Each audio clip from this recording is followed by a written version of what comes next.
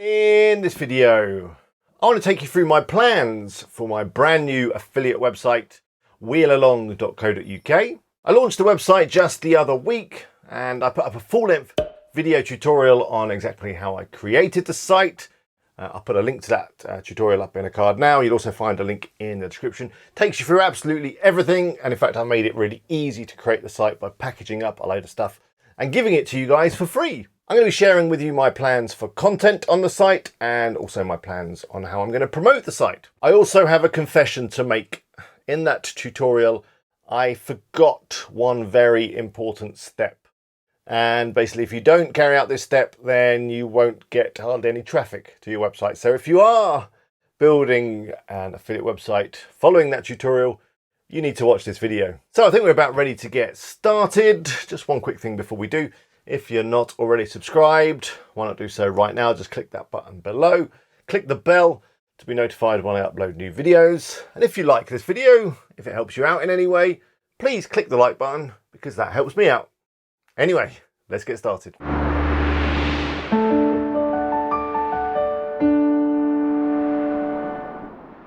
Hello, it's Alex here from WP Eagle. Hope you're all keeping well. So let me start with a little mistake that I made on my tutorial that I put up the other week. Basically, I got an email from Google just the other day. It was this email. It was from the Google Search Console. And basically this email was to let me know that WheelAlong, my new affiliate website, was set to be no indexed, which basically means that search engine spiders and their little bots that go across the internet looking at all the different web pages, they were being blocked from accessing the site, which is obviously a bad thing because if the bots can't come in, it means your site can't get indexed and it means it won't appear in the search engines. So I immediately panicked and I also immediately knew what was causing this. It was, of course, the tick box of doom. It's a little tick box that's in WordPress and it's caught me out a few times, both on my own sites and on client sites. Let's take a look at the tick box. If you go into your settings on WordPress, if you go into the reading settings, scroll down to the bottom, you'll see there's a little tick box. Basically what that tick box does is, it stops the search engines from coming into your site. So you really want to make sure that it's not ticked. So if you are following along with my tutorial, you're going to want to check your settings and make sure that that box is not ticked. If you've had an email from Google too regarding this, what you want to do is once you have unticked that box, you want to go into your search console and find the section that shows you where your problems are and basically let them know that you fixed it. There's a button that allows you to do that. Once you've done that, you should be all good and search engines will start to come in and crawl your site and you'll appear in the search engines. Anyway, let's move on from that. Let me take you through my plan for the new website, wheelalong.co.uk. You might be thinking, I thought it was wheelalong.com. Well, it was, but I decided that as I'm targeting a UK audience, that it should probably be on a .co.uk domain. In fact, I did a video on exactly how I changed the domain. Put a link to that video up now and a link in the description. Go check it out if you need to change your domain name. So here's my plan for the site. It's very, very simple. 4 things I'm going to do. The first thing is I'm going to research about 40 or so different article topics. In fact, I've already done that, so I'm going to show you those in a moment. The second part of the plan is to get those 40 articles written and published to the site, obviously.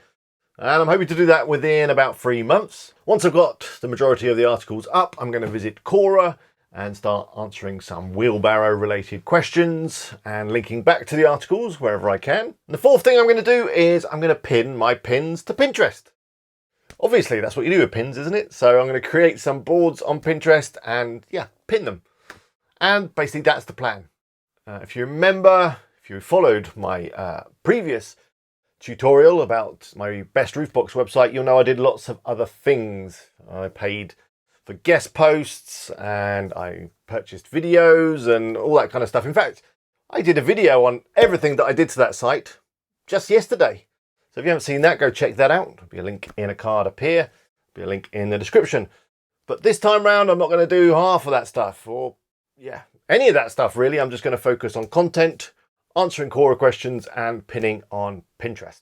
So to come up with my article ideas, I've just been using Google. And I've been using the alphabet method. So I headed over to Google, let me show you. And I went to google.co.uk, of course, because I'm targeting a UK audience. and I started typing in wheelbarrow related things.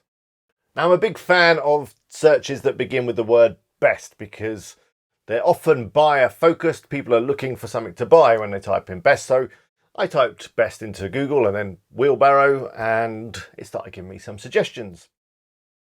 I then started adding the letters of the alphabet to get even more suggestions. So things like best wheelbarrow for allotments was coming up, best wheelbarrow for barns, best wheelbarrows for the elderly, best wheelbarrow for mixing cement. There was loads of suggestions that came up, and I copied these into a spreadsheet. The spreadsheet looks like this. And yeah, I've listed all of the ideas from Google down the left-hand side. I managed to get around 40 ideas, which is perfect because I want to create 40 articles. I then started putting in the article titles, which is basically the keyword that I found on Google. Maybe just tied it up and reworded slightly to make it read a little bit better, or not. Sometimes it's just a case of adding the word buyer's guide to the end. And I started listing some products that might be suitable for those articles. In fact, I created a separate tab on the spreadsheet with some of the products from Amazon, just so that it was easier for my writers to insert details about the products and basically insert my affiliate links, which is very important. I'm happy to share with you this spreadsheet template. If you'd like it, you'll find a link to it in the description of this video. It's a Google Drive document sort of link, so just click on it and then you can make a copy of it into your Google Drive and start editing it and all that kind of stuff.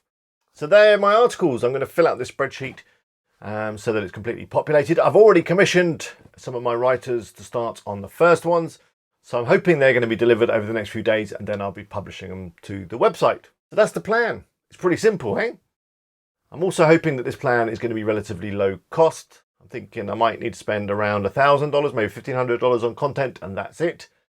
And obviously the core link building and the Pinterest pinning to build links, well, that doesn't cost anything apart from a little bit of time. So that brings us to the end of this video. Hope you found it useful. Make sure you go and untick that box. Go and do it right now. I will, of course, be doing regular update videos around this new site as I work on it, as I add content and do other things to it. So to make sure you don't miss those, click on my face up there to subscribe. If you want to go and watch something else, want to check out my vlog channel, just click on my other face. And here are a couple more videos. They've been chosen especially for you, so I hope you enjoy them. Until next time, good luck with your sites. Bye for now.